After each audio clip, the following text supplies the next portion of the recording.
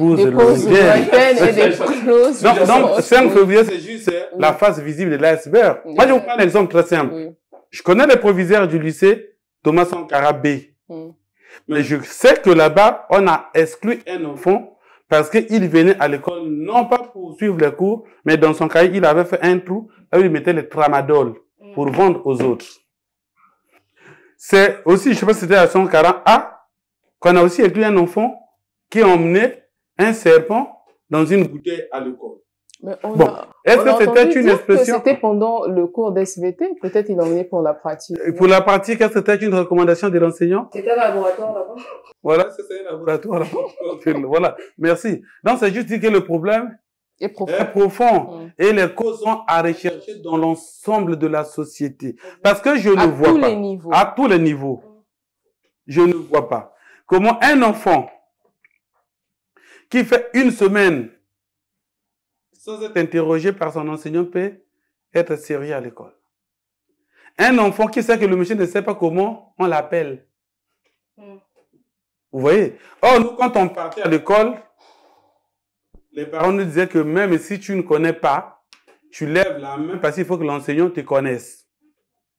Même si vous êtes nombreux, il faut venir t'asseoir devant. Comme ça, l'enseignant va avoir la possibilité de te donner même le chiffon pour aller garder, tu ramènes demain. Vous voyez? Ou les craies. Ou les craies. Ou parfois, il te remet, bon, 10 000, prends mes cahiers, tu les ramènes demain, on commence à 7h, mais tu arrives à 6h30. Vous voyez? Alors, ça cultive un peu l'estime. Et puis, il y a des attitudes qui ont disparu avec aussi l'arrivée de la démocratie. Nous, on a grandi jusqu'à un certain niveau sous le mono. Alors, nous avions des leçons de morale. On vous apprenait comment vivre en société. Nous avons les leçons du MNP, Mouvement National du Congo. L'article 1er, l'article 2, jusqu'à... Tout ça a été broyé au nom de la démocratie. Alors, vous aviez à l'époque des pionniers d'honneur qui servaient de modèle pour les autres, qui stimulaient un peu les autres à l'école, que toi aussi, tu peux demain, si à l'époque, le colonel Denis Sassou Nguesso arrive, alors demain, ça sera toi qui vas non seulement scander les devises du mono, mais c'est toi qui vas toucher le président, tu lui mets le truc rouge là. Vous regrettez le mono? Le truc, j'explique les choses qui permettent à quelqu'un de savoir qu'il peut espérer à de grandes choses. Alors, vous savez, quand quelqu'un n'a plus rien à perdre, il se permet tous les scandales. Allez en Occident, allez aux États-Unis, lesquels rentrent avec des PMK dans les écoles, arrosent les enseignants, les élèves disparaissent. C'est des désespérés. C'est des gens qui moralement ne sont pas suivis. C'est des gens qui ont une situation instable du point de vue psychologique ou voilà. Donc, il y a tout un arsenal. Mais le mal chez nous, il est profond et tout le monde est complice, tout le monde est coupable. 5 février, d'accord. Au niveau, par exemple, oui, finissez. 5 février, je voudrais juste, en dehors de la sommation pour dissuader les autres qui pourront adopter les attitudes antisociales dans les établissements. Quelle est la prise en charge psychologique de ceux qui ont posé cet acte?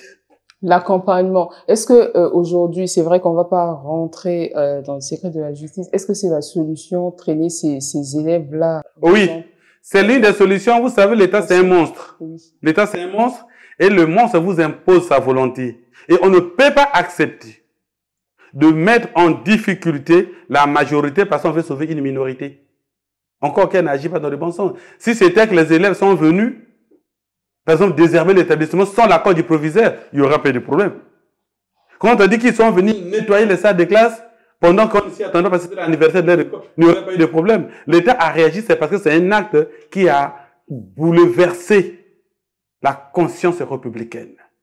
Et l'État, c'est un monstre. Quand un monstre agit, il n'y a pas de pitié.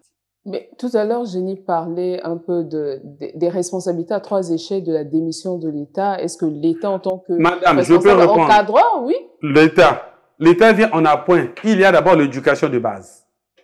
Si Jenny n'était pas prise au sérieux dès son enfance, il aurait défaut d'éducation. Et elle ne serait pas ce qu'elle est aujourd'hui. Je la vois encore toute jeune. Donc, il ne faut pas à notre niveau qu'on tout rejette. L'État pour l'enfant à quel âge? L'État pour l'enfant à partir de 6 ans. conventionnellement. Alors, il y a le préscolaire aussi. C'est pas grave, mais prenons au moins 6 ans, là où il y a un minimum de raisonnement. De 0 à 6 ans, que font les papas et mamans à la maison? Nous avons la famille, nous avons l'église, nous avons l'État. Maintenant, si au niveau de la famille, c'est par l'État, on voit l'école. Bien sûr, évidemment, effectivement. Quand nous voyons, regardez, si la base, toute maison se fonde sur la base. Si la base n'est pas solide, si l'enfant n'a pas les prérequis de vie en société, celui qui va prendre l'éducation au milieu aura à payer les séquelles de ce qui a manqué dès le départ. Donc, pour moi, il faut voir le problème à toutes les échelles, c'est-à-dire dès la maison.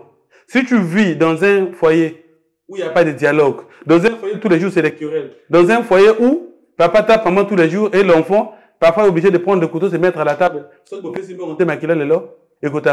ça c'est des comportements qui ont des origines, qu'il faut identifier. Condamner les enfants ensemble, c'est bon.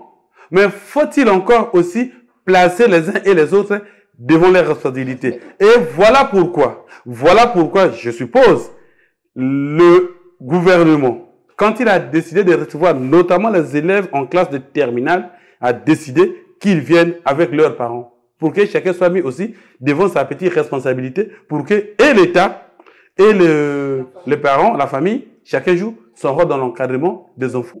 Mais ça s'est passé, c'est vrai que je reviens encore en posant cette question, ça s'est passé quand même au niveau de l'école où on devrait leur enseigner la valeur, le respect des symboles de la République. Ça veut dire qu'il y a un problème aussi au niveau de l'école qu'il faudra régler. Oui, effectivement, il y a un problème au niveau de l'école. Il faut peut-être revoir le livre programme de l'école primaire. Nous sommes, comme vous avez dit, que mon cher ami a parlé du mono.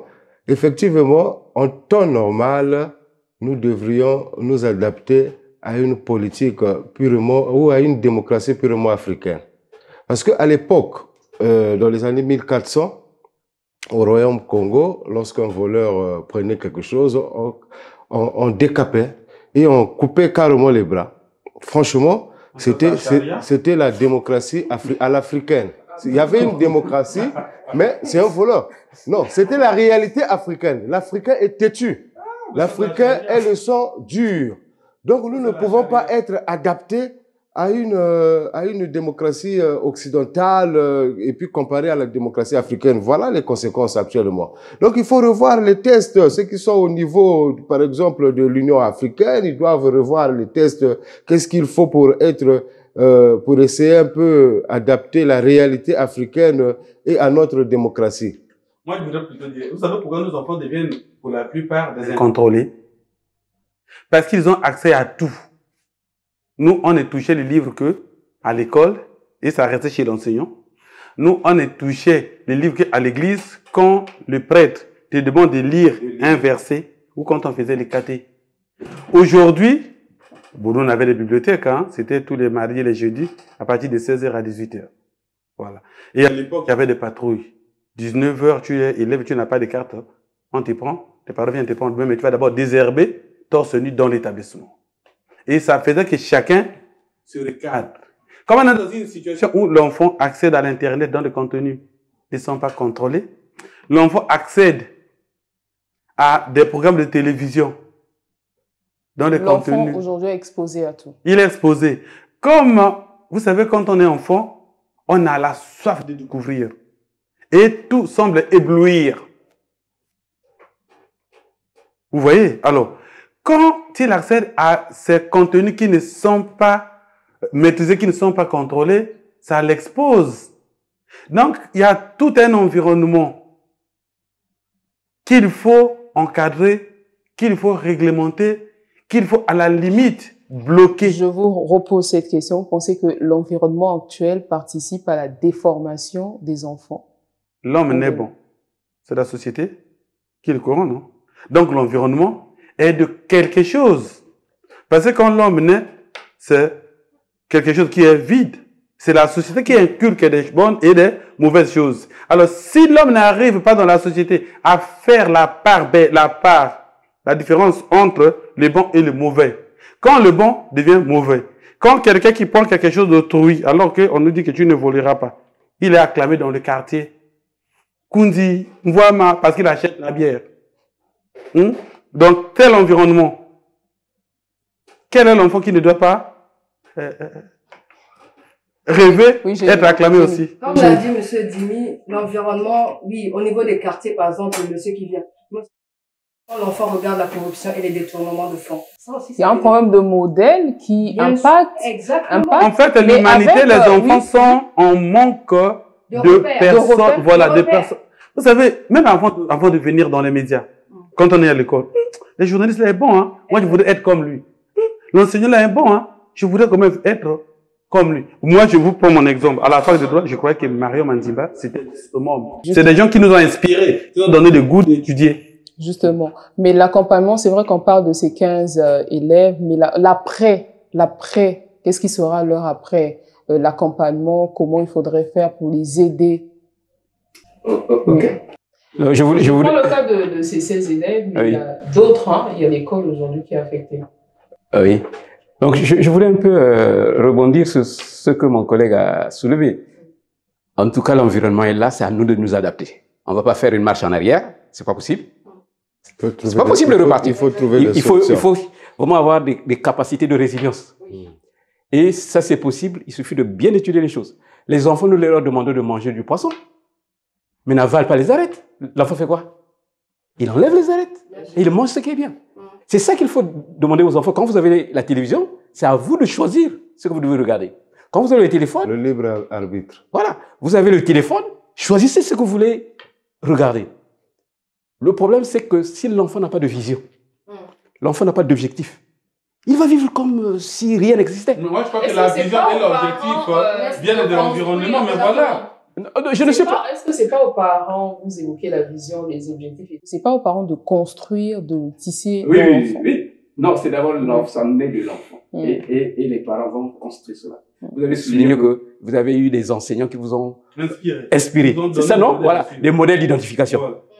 Donc, il faut un modèle. Et ça, il faut accompagner l'enfant. Je vais prendre quelques exemples. Actuellement, on prend de l'entrepreneuriat. Tout le monde en parle. Mais il ne faut pas commencer à nos âges. On doit commencer quand l'enfant est tout petit, quand il a 2 ans, 3 ans. Alors, appelez l'enfant, remettez à l'enfant 100 francs. Vous allez regarder ce que l'enfant va faire. S'il court pour acheter des bonbons, conclusion, ce sera un consommateur. Il ne sera pas un producteur. Mais s'il prend l'argent, va remettre à maman, dit, maman, garde-moi ça. Ça signifie que vous pouvez construire cet enfant-là. L'enfant qui est allé acheter les bonbons, il n'est pas mauvais. Vous allez lui dire, écoute, quand tu as l'argent, il ne faut pas tout utiliser. Utilise une partie et viens donner une autre partie. Ça se construit quand l'enfant est tout petit. Et quand il a grandi, vous n'avez plus besoin de lui parler de la production parce qu'il aura appris. Ceux qui donnent l'argent aux enfants. J'ai vu, un collègue m'a partagé ce qu'il a vécu dans un établissement privé. Le surveillant retrouve un enfant avec une forte somme. Je prends 25 000. Je dis, mais au primaire, 25 000, il faut que je puisse parler à ses parents. Quand le parent arrive pour récupérer l'enfant, il dit, monsieur, est-ce que vous pouvez passer dans mon bureau? Il dit, mais j'ai retrouvé 25 000 francs avec votre enfant. Il dit, non, il faut lui remettre son argent. C'est son argent de poche. 25 000 francs à un enfant à l'école primaire. Vous allez briser sa vision. Parce que pour lui, il va se dire, non, il n'y a pas d'effort à fournir, j'ai tout déjà. Vous voyez? Mais bon, ça c'est le côté négatif. Mais là, vous pourrez se dire également, ah non, l'argent là, je vais mettre ça quelque part. Ça, c'est dans ce clair dans l'enfant. Tout ce qu'on fait pour les enfants, ça dépend de leur capacité de gérer ce que vous allez leur confier comme responsabilité. Et vous devez les accompagner. Et ce qui nous manque, c'est que les parents ne font pas attention. On est tous stressés, tu rentres du boulot stressé. Il y a le transfert de stress. Alors, au lieu de garder le stress, tu transfères ça chez les enfants. Et l'enfant qui n'a pas la capacité de gérer. Comment justement parler du transfert du stress? Comment les parents le font? Généralement dans les familles. Oui. Je peux expliquer en partie. Oui. Quel est ce parent qui, quand il quitte le boulot, soit à 17h ou 18h, n'appelle pas ses enfants, sa femme pour demander est-ce qu'il y a le courant? Est-ce qu'il y a l'eau? Avant même d'arriver. Oui, vas-y, fais s'assurer parce que là, il faut que je passe chez mon voisin, chez mon ami. Il dit, oui, j'ai encore pour charger le téléphone, pour charger l'ordinateur. Oui, je dois finir mon travail là, seulement ici. Ça, c'est le stress. Oh, papa, le message de Canal, ça t'est sorti. On va couper demain. Donc, vous voyez, les parents vivent dans un environnement. En fait, on est dans un environnement qui développe le stress et c'est contagieux. Au point où, quand vous arrivez du travail avec une mauvaise humeur, même les enfants, papa, qu'est-ce qu'il ne va pas tout ça? Parce qu'eux aussi vont être malheureux parce que papa n'est pas souriant, il n'a pas emmené un sachet de pain qu'ils doivent prendre avant de. Voilà. Mais comment justement, comment gérer ce stress? Il y a plusieurs niveaux. Je vais prendre un exemple pour se faire juste comprendre. Vous trouverez le parent qui arrive à la maison, se dit, ah, là, je ne sais même pas ce qu'on va faire. Là, les enfants sont au salon. Je ne sais pas ce qu'on va faire. Ça veut dire quoi pour un enfant qui écoute ça? Qu'il n'y a rien là, qu'on n'aura pas à manger. Est-ce que ça, c'est du niveau, c'est au salon qu'on doit parler de ça ou bien c'est dans la chambre avec son épouse? Ce sont les parents qui doivent trouver les solutions pour l'enfant. Ce n'est pas l'enfant de connaître ce que vous allez faire. Bon, ça dépend si ça peut développer le système. Bon, c'est vrai que c'est un stress négatif, mais si tu invites l'enfant, par exemple, ça dépend de la communication que tu veux avoir. Ok, là, ça ne va pas. Mais tu peux demander à l'enfant, dans ce cas, tu proposes quoi? C'est juste aussi pour susciter un peu la capacité à réfléchir de l'enfant, mais ça dépend. Ok, mais très souvent, c'est pas comme ça que c'est. Je peux avancer en vous disant ceci. Les enfants nous prennent comme des demi-dieux. Oui. Ils croient que nous avons la solution à tous leurs problèmes. Voilà pourquoi, quand vous emmenez un sac de foufou à la maison, même l'enfant de 5 ans, qui sait qu'il n'a rien, il vient tenir. Parce que tu emmènes l'argent et tout le monde est souriant. Quand vous revenez du travail avec un sachet là où il y a le gâteau ou le pain, ils ne viennent pas prendre le sac du travail, ils viennent ramener celui des pains. C'est parce qu'il y a des messages. Il y a des codes qui leur donnent l'espoir, qui disent notre père est capable, notre père est bon. Mais quand vous jetez comme ça, ah mais aujourd'hui je ne sais pas. Hein. Vous voyez, donc vous traumatisez en réalité tout le monde. Et l'enfant, ah bon, comme chez mon ami là, apparemment je n'ai rien de manque, il va chercher la possibilité d'aller là-bas. Maintenant chez nous là-bas, papa a déjà dit on ne va pas manger, donne-moi chez vous. Et demain il commencera à demander dans la rue. Et après, il commencera à ravir. Aussi de suite, parce que la vie, c'est la gradation voulue par étapes. On est voulu par étapes. Non, c'est vrai que je venais d'apprendre par M. Dimi qu'il y a des élèves qui ont été radiés de l'école parce qu'ils avaient les tramadol. Moi, la question que j'aimerais bien poser, c'est que qu'est-ce qu'ils deviennent quand ils sont radiés d'une école? Est-ce qu'ils sont suivis? Est-ce qu'ils sont ramenés dans des centres? Créant encore un autre problème à la société. Exactement, parce que ces personnes... Au niveau de l'école, on a réglé le problème au niveau de... Parce qu'à l'extérieur, il va rencontrer des amis. Il va en parler. Et souvent, ces enfants-là sont des leaders, hein. Ils ramènent autour d'eux une masse, et puis commencent à même, ils t'enseignent même la méthodologie de coupage, et tout ça, de vente et tout. Qu'est-ce qu'ils deviennent, au fait, quand tu es radié d'une école? Est-ce qu'il y a une stratégie? Il y a eu de radiation au niveau du lycée, des lycées Thomas Sankara. Thomas Sankara, A et B, oui. Non, mais regarde, moi, je crois qu'il faut prendre la situation dans le cas où chacun a ses problèmes. Le problème du lycée, c'est d'encadrer les enfants qu'ils travaillent jusqu'à avoir leur bac et aller à l'université. Mais quand un enfant arrive et on voit que son comportement n'est pas celui qui doit être géré par le lycée, on le remet hors de l'établissement. Maintenant, c'est aux structures externes. Les organisations de la société civile. Bon, peut-être de trouver la solution parce que vous n'avez pas demandé au lycée. Mais est-ce qu'ils sont où justement? aussi pour la rééducation. Mais aujourd'hui, nous avons des centres au Béville. Mais c'est pas encore fonctionnel. C'est pas opérationnel. Pas encore opérationnel. Mais est-ce que c'est prévu pour cette catégorie de personnes? Je pense qu'ils devraient aussi voir ça parce qu'ils sont en train de mettre en place, ils sont en train de réfléchir autour de ça, vu que c'est l'État. Oui, merci. Au niveau de ADF, nous sommes en train de réfléchir parce que vous êtes encore au stade de la réflexion. Mais c'est une problématique qui est en train de prendre de l'ampleur. Et il faut aller doucement. C'est pas de la précipitation. Il faut aller doucement. Nous assurons ce qu'on appelle la médiation familiale. Voilà, pour les couples qui vivent, les divorcés qui vivent ensemble, pour les enfants orphelins, la démarche c'est chercher à les repérer et faire de l'accompagnement, ce qu'on appelle l'écoute. Parmi les solutions également, puisqu'il y a déjà, avec le ministère de l'enseignement préscolaire, primaire, secondaire et de la formation, ils nous ont dit qu'ils ont déjà des psychologues qui sont affectés à leur niveau, on est en pourparlers pour regarder comment ils peuvent capitaliser la présence des psychologues, par exemple en mettant en place des cellules d'écoute, soit cellules d'écoute fixes, c'est-à-dire qu'ils sont dans un établissement, soit des cellules d'écoute mobiles. C'est-à-dire qu'ils passent d'établissement en établissement suivant les appels qu'ils vont recevoir. C'est-à-dire l'établissement doit avoir des cellules de veille pour identifier les profils suspects d'élèves. Ensuite, les appeler et leur proposer la démarche d'aller dans les cellules d'écoute où seront suivis par des psychologues. Ça, c'est la première démarche. Parce qu'on a la fin, on commence par Monsieur Ikunga. La situation de ces élèves, justement, après le procès, est-ce que l'accompagnement, comment il faudra faire pour encadrer ces enfants, vous en tant que parents aussi? Je pense que ce sont des mineurs, ils ne doivent pas subir beaucoup de peine, sauf que ces enfants doivent être récupérés et puis mettre dans un centre de rééducation. Ça serait tel que le centre de Mbunda qui est au Béville doit rapidement être opérationnel pour que ces enfants-là puissent être récupérés parce qu'ils sont nombreux. Si le jour, tous les enfants... Et ceux qui sont aussi radiés au niveau des écoles. Et ceux qui sont radiés au niveau des écoles. Ça, c'est la charge que vous donnez à l'État, mais en tant que parent. Mais autant que parents, c'est ce qu'on a évoqué. La situation parentale actuellement doit être résolue. Les parents sont stressés par rapport à la réalité actuelle. Mais vous, en tant que parent, comment préserver? Si c'était votre enfant. Voilà, qu'est-ce que vous aurez fait concrètement? Le stress que les parents répercutent sur les enfants. Comment faire pour préserver ces enfants? La première des choses qu'il faut faire, il faut normalement qu'il y ait d'abord de l'ambiance familiale. L'entente avec mon partenaire. Je m'entends bien avec mon partenaire. Il y a de l'ambiance, l'enfant observe et ensemble, nous pouvons éduquer et orienter nos enfants.